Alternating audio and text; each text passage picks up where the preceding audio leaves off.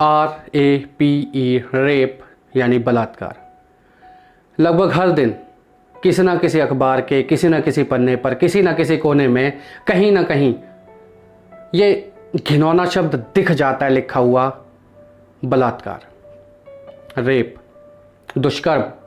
कहीं चलती बस में, कहीं रेलवे स्टेशन पर, कहीं खेतों में, कहीं जंगलों में, कहीं किसी पड़ोसी के घर में या कहीं अपने ही घर में, न जाने कितने ही बलात्कार रोज़ होते हैं। लेकिन यकीन मानना दोस्तों, 99% ऐसे बलात्कार छुपा दिए जाते हैं और सिर्फ 1% खबरें बनकर सामने आती हैं। कोई माँ बाप नहीं चाहेगा कि अगर उनके घर की इज्जत लुट चुकी है तो उस इज्जत को और भी ज़्यादा समाज में उछाला जाए। ये जो बाकी की 99% खबरें हैं ना, ये या तो दब जाती हैं या दबा दी जाती हैं, कहीं अमीरी के द्वारा, कहीं रसूखदारी के द्वारा, कहीं पैसों के द्वारा, कहीं पावर के द्वारा, कहीं अपनी खुद की इज्जत के डर से। और बाकी की जो 1% होती है ये खबरें बन जाती हैं और इन्हीं पर चलती है दुनिया भर की राजनीति। कहीं 80 साल की दादी माँ की उम्र की महिला, कहीं 50 साल की माँ की उम्र की महिला, कहीं 30-35 साल की बड़ी बहन भाभियों की उम्र की औरतें, कहीं पे 18-20 साल की अपने माँ बाप के सपनों को बड़ा करने के लिए निकली हुई कॉलेज में पढ़ने वाली लड़की, कहीं पे 14 साल की मासूम सी बच्ची, कहीं पर 8 साल की छोटी सी गुड़िया, कहीं पे 2.5-3 साल के छोटे छोटे बच्चे, और तो और कहने में भी शर्म आती है 6 महीने की नन्ही सी जान। अभी जिसने ढंग से मुस्कुराना तक नहीं सीखा था, लोगों के मन में ऐसे बच्चों के प्रति हैवानियत कैसे आ जाती है। आज सुबह ऐसे ही अखबार के किसी फटे हुए टुकड़े पर नजर पड़ी, a toddler been raped and brutally killed. 3 साल का मासूम सा बच्चा अपने माँ बाप के साथ में झारखंड के किसी रेलवे स्टेशन के प्लेटफॉर्म पर सो रहा है। कुछ लोग आते हैं, उस बच्चे को वहां से उठाकर ले जाते हैं, चुपचाप अपहरण कर लेते हैं और 5 दिन बाद उस बच्चे की लाश उसी एरिया के पुलिस स्टेशन के पीछे वाली झाड़ियों में पाई जाती है। पोस्टमार्टम किया गया तो उस 3 साल की मासूम सी बच्ची के साथ में 2 लोगों ने एक हैवानियत की हद तक बलात्कार किया और उसके बाद एक बड़े से पत्थर से उसके सर पर मारकर उसकी हत्या कर दी। 3 साल की छोटी सी मासूम सी बच्ची जिसका चेहरा देखकर उदासी हट जाती है, तुम लोगों के मन में कहां से इतनी हैवानियत आ जाती है? आखिर देखा जाए तो कौन है इन रेप के जिम्मेदार? क्या वो बलात्कारी जिन्होंने रेप किया?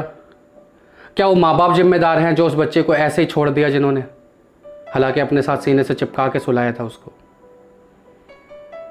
या वो समाज जिम्मेदार है जो ऐसी हरकतों को देखने के बाद भी चुप बैठा रहा? या फिर ये सिस्टम जिम्मेदार है कि आखिर क्या ज़रूरत थी रेलवे स्टेशन के प्लेटफॉर्म पर उन माँ बाप को उस बच्चे के साथ सोने की? यार, हमारे देश के सिस्टम में ना इतनी गलतियां हैं कि अगर गिनाने बैठे तो सुबह हो जाए और गलतियां ख़त्म ना हो। रेलवे स्टेशन के प्लेटफॉर्म पर जो स्पीकर लगे रहते हैं ना, वो बड़ी ही विनम्रता के साथ एक बात बोल देते हैं, टिंग टिंग टिंग, यात्रीगण कृपया ध्यान दें, गाड़ी नंबर 1 2 3 4 5 ड्राइवर की लापरवाही की वजह से 12 घंटे की देरी से चल रही है। ये गाड़ी अब आज रात को ना आकर कल सुबह आएगी। आपको हुई असुविधा के लिए हमें खेद है। कभी आपने सोचा क्या कि इतनी बड़ी बात बोल दी आपने इतने आसानी के साथ में, कि आपने सोचा 12 घंटे के लिए परिवार क्या करेगा? हो सकता है उस परिवार का कोई जानने वाला ना हो वहां पर। आखिर क्या जरूरत थी उन माँ बापों को उस प्लेटफॉर्म पर सोने की? उस 3 साल की बच्ची के बलात्कार के लिए जितने आरोपी वो 2 लोग हैं जिन्होंने उसका बलात्कार किया, उससे ज्यादा आरोपी हमारे देश का सिस्टम भी है। तो दोस्तों, आइए जानते हैं ऐसे और कौन कौन से कारण हैं जिनके कारण बलात्कारों को इतना ज़्यादा बढ़ावा मिला है आजकल। सबसे पहला इसका मुख्य कारण है वो है पुरुषों की मानसिक दुर्बलता। जी हाँ, आदमी और औरत, नर और नारी की संरचना सिर्फ इसलिए बनाई गई थी ताकि संसार आगे बढ़ सके। लेकिन आज के परिवेश में अनैतिकता, अश्लीलता और फुहड़ता ने स्त्री को सिर्फ भोग मात्र की वस्तु बना के छोड़ दिया है। Thanks to the media and social media. आपका बहुत बहुत धन्यवाद, खासकर इंडियन सिनेमा। आपने जिस नग्नता के साथ में आपने भारत के लोगों की मानसिकता को बदलने की कोशिश की है वो सराहनीय है। और तो और आजकल के आने वाले OTT प्लेटफॉर्म्स, आपका भी बहुत बड़ा योगदान है इसमें। ये 3 घंटे की फिल्म जब आप दिखाते हो ना, ऑडियो विजुअल, उसमें जब पे शुरू में जो 5 सेकंड का जो डिस्क्लेमर दे देते हो ना, इससे देश नहीं बदलता। कि इस कहानी के सभी पात्र काल्पनिक हैं, इनका वास्तविकता से कोई संबंध नहीं है। अगर इनसे कोई संबंध पाया जाता है तो इसे महज एक संयोग समझा जाए। इतना कह देने से देश नहीं रुक जाता। इतने समझदार लोग नहीं हैं। अगर इतने समझदार लोग होते तो आपकी मूवी 5 सेकंड की होनी चाहिए थी और पूरा डिस्क्लेमर कम से कम 3 घंटे का होना चाहिए था। और आप मीडिया वाले बखूबी जानते हैं कि आप लोग इन्फ्लुएंसर्स हैं। आपके स्टार्स, आपके तथाकथित बॉलीवुड स्टार्स के कपड़े और उनकी फैशन स्टेटमेंट ये डिसाइड करती है कि आने वाले समय में मार्केट में ट्रेंड कौन सा चलेगा। आप ये जानते हैं कि आपके स्टार्स के द्वारा बोले गए डायलॉग्स किस कदर हमारे देश के युवा के मस्तिष्क की गहराई तक जाएंगे। आप ये सारे काम जानबूझकर करते हैं। स्त्री शरीर को लेकर सस्ते चुटकुले चौराहों से लेकर बड़ी बड़ी सड़कों, बड़े बड़े प्लेटफॉर्म पर, इंटरनेट पर इतनी भद्दे भद्दे कमेंट्स, इतनी भद्दी भद्दी फुहड़ता से भरे मजाक किस दिशा की ओर लेकर जाएंगे ये हमारे समाज को, और किस दिशा की ओर लेकर गए हैं। आपको क्या लगता है, ये बलात्कार के पीछे कोई बहुत बड़ा कारण होता होगा क्या? मेरे दोस्तों, एक बात याद रखना कि बड़े से बड़े विश्व युद्ध को टेबल पर मात्र एक बातचीत से सुलझाया जा सकता था। हर बड़े अपराध के पीछे छोटे छोटे 1 2 नहीं 50 100 सैकड़ों कारण होते हैं। बलात्कार जैसे घिनौने अपराध हमारे देश में बढ़ रहे हैं, इनके पीछे कहीं ना कहीं माँ बापों की भी बहुत बड़ी कमी है। बचपन में जब बच्चा छोटा होता है, जब पहली बार स्कूल जाता है तो पहली बार बहुत सारे काम करता है। वो पहली बार बच्चों से मिलता है, पहली बार उनसे बात करता है, उनसे दोस्ती करता है, पहली बार वो स्कूल का एनवायरनमेंट देखता है, और पहली बार वो बच्चा चोरी भी करता है। हो सकता है पहली बार वो किसी के बच्चे के बैग से कॉपी निकाल लाए या कहीं पेंसिल ले आए। ऐसे में उन माँ बाप का पूरा पूरा फर्ज बनता है कि उस बच्चे की पेंसिल को, उस बच्चे की कॉपी को उसी बच्चे के द्वारा जिसकी है उसके असली मालिक तक पहुंचाया जाए और वहां पर उस बच्चे से सॉरी भी बुलवाया जाए। अगर बच्चे को ऐसी सीख बचपन में ही पहली बार दे दी जाती है तो उस बच्चे की मोरालिटी अपने आप डेवलप होने लगती है, एक सही दिशा उसको मिल जाती है। लेकिन हमारे कुछ माँ बाप हैं इस समाज में, ऐसे बहुत सारे ऐसे हैं कि अगर बच्चा अगर आज एक पेंसिल चुरा के ले आए ना, अरे वाह बेटा आज तो तेरे पास 2 पेंसिल होगी, बहुत बढ़िया। आपको क्या लगता है बच्चा यहीं रुक जाएगा? अगले दिन वो किसी बच्चे की किताब चुरा कर लाएगा, हो सकता है किसी बच्चे की स्कूल की फीस चुरा कर लाएगा, हो सकता है किसी टीचर के पर्स में से पैसे चुरा कर लाएगा, हो सकता है आगे चलकर बहुत बड़ा चोर बन जाए।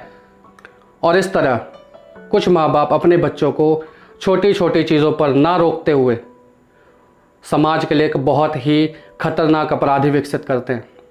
आज से 15-20 साल पहले, बल्कि आज भी कुछ एक गाँव में ऐसा है, शहरों में तो खैर अभी प्रथा नहीं रह गई है, कि अगर कोई बच्चा गली का हो या 2 गली छोड़ कर कोई भी बच्चा, अगर कोई बड़ा उस बच्चे को गलत संगत में देख लेता था, उसे डांट देता था, उसे फटकार कर घर भेज देता था। उन बड़ों का उन बच्चों के साथ एक अपनापन होता था। ये जो अपनापन था ना, ये जो प्यार है, इसको ख़त्म करने के लिए खुद बच्चों के माँ बाप जिम्मेदार हैं। बच्चा अगर गली में किसी गलत संगत में है या कुछ गलत काम कर रहा है और अगर किसी पड़ोसी ने बोल दिया, तो ऐसे ऐसे माँ बाप देखे हैं मैंने जो अपने बच्चे को डांटने के बजाय उस पड़ोसी के साथ लड़ने पहुंच जाते हैं। तुमने मेरे बच्चे को ऐसे कैसे कह दिया, अरे तुम अपने बच्चों को देखो, तुम्हारे बच्चे क्या क्या काम करते हैं, हम तो किसी से कुछ नहीं कहते, तुम्हें क्या मतलब है करने का। यानी जहां पर बच्चों को डांटना चाहिए था वहां पर बच्चे बेचारे डांट ना खाकर पड़ोसी खरी खोटी सुन लेते हैं। कौन सी मानसिकता प्रदर्शित कर रहे हैं आप लोगों में? आप अपने बच्चों को क्या चीज सिखा रहे हैं? क्या आपने सोचा है कभी इसके बारे में? अगर बच्चा स्कूल में किसी गलत संगति में है और टीचर या प्रिंसिपल ने किसी ने डांट दिया या उस बच्चे को हल्का सा मार दिया, तो स्कूल पहुंच जाते लड़ने के लिए। हम अपने बच्चों को यहां पर पढ़ने के लिए भेजते हैं, पिटने के लिए थोड़ी नहीं भेजते। और कई कई माँ बाप तो ऐसे भी होते हैं, टीचरों के ऊपर ही अपना हाथ साफ कर देते हैं। कई कई ऐसे होते हैं मीडिया में जाकर रिपोर्ट लिखा आते हैं, कई कई तो पुलिस स्टेशन में मैंने देखा है। मैं अपने देश की शिक्षा की दुर्दशा को देख कर मैं बड़ा ही अचंभित हो जाता हूं। कभी कभी इतना मन दुखी हो जाता है कि मेरे देश के स्कूल्स के प्रिंसिपल तक मैंने पुलिस थाने में ऐसे चोरों के बगल में बैठे हुए देखे हैं। कौन सी मानसिकता को प्रदर्शित कर रहे हो यार आप? बलात्कार जैसे घिनौने अपराधों की तरफ अगर हमारा देश बढ़ रहा है तो इसका एक मुख्य कारण नशा भी है। 80% बलात्कार के मामलों में नशा मुख्य आरोपी बनकर उभरा है, क्योंकि अधिकतर अपराधी ऐसे घिनौने काम करते समय नशे में थे। हर छोटे बड़े शहरों में नशा ऐसे बिकता है जैसे पानी के पाउच बिक रहे हों। अरे अगर आप अपने शहर की परिक्रमा लगाने चले जाओ ना तो 4 चौराहे पर कम से कम 5 शराब की दुकानें देखने को मिल जाएंगी आपको। इस कदर नशा। जी हाँ, देश की शासन व्यवस्था भी उतनी जिम्मेदार है जितने बलात्कारी जिम्मेदार है। इस देश में बलात्कारों के बढ़ते ग्राफ के पीछे पुलिस और कानून व्यवस्था भी बराबर की जिम्मेदार है। In most of the cases ये देखा गया है कि पुलिस व्यवस्था कमजोर थी। हकीकत में पुलिस प्रशासन कमजोर नहीं था, इनकी इच्छा शक्ति कमजोर थी। ये दब जाती है कहीं पर किसी की पावर के नीचे, कहीं पर बहुत सारे पैसों के नीचे। अगर कोई गरीब है, बेबस है, तो उसके लिए इनकी जो लाठी होती है जुल्म ढाती है, और वही लाठी किसी सक्षम लोगों के लिए, किसी अमीर लोगों के लिए सहारा बन जाती है। और देश की कानून व्यवस्था इतनी कमज़ोर है कि सन 2012 के रेप केस की सज़ा अब जाके 2019 और 2020 में सुनाई गई। और ये कैसी कानून व्यवस्था है कि यह 17 साल 8 महीने 16 दिन का लड़का जिसने ऐसे क्रूरता, जिसने ऐसे घिनौने अपराध में अपना साथ दिया हो, अपना हाथ दिया हो, वो लड़का नाबालिग होकर कानून व्यवस्था से बच जाता है। कौन सी मानसिकता यहां से निकल कर आती है। कई कई देश ऐसे भी हैं जहां पर इस तरीके के अगर कोई घिनौनी, अगर कोई अपराध कर देता है ना, तो उसको ऐसे बीच चौराहे पर लटकाकर फांसी दे दी जाती है। किसी किसी जगहों पर बीच चौराहे पर लटका दिया जाता है, उनको इतने पत्थर मारे जाते हैं कि पत्थर खा खा कर मर जाते हैं।